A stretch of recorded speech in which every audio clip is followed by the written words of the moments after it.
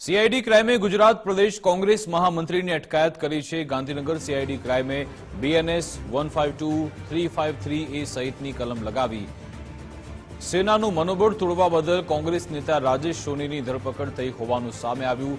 રાજેશ સોનીની ધરપકડ બાદ હવે રાજકારણ પણ ગરમાયું છે। રાજકીય કિન્નાખોરી રાખી ધરપકડ કરી હોવાનો કોંગ્રેસે આક્ષેપ કર્યો।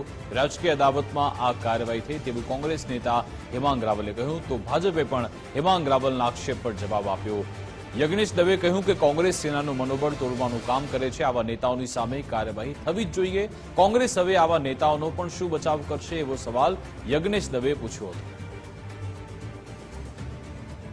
વિરોધ પક્ષનું કામ છે કે જ્યાં સરકાર અને સત્તા પોતાના સત્તાના મદની અંદર આવીને જો કોઈ ખોટું કામ કરે તો એને કાન આમળવા માટે લોકશાહીની અંદર વિરોધ પક્ષ છે એની ભૂમિકા ભજવતું હોય છે અને એ જ ભૂમિકા અમારા મહામંત્રીશ્રીએ ભજવેલી છે।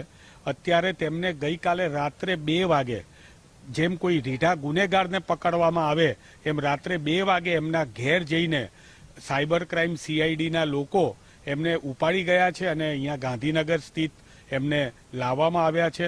હજી સુધી કઈ રીતની વ્યવસ્થા છે, શું કેસ છે એ બાબતની ખબર નથી।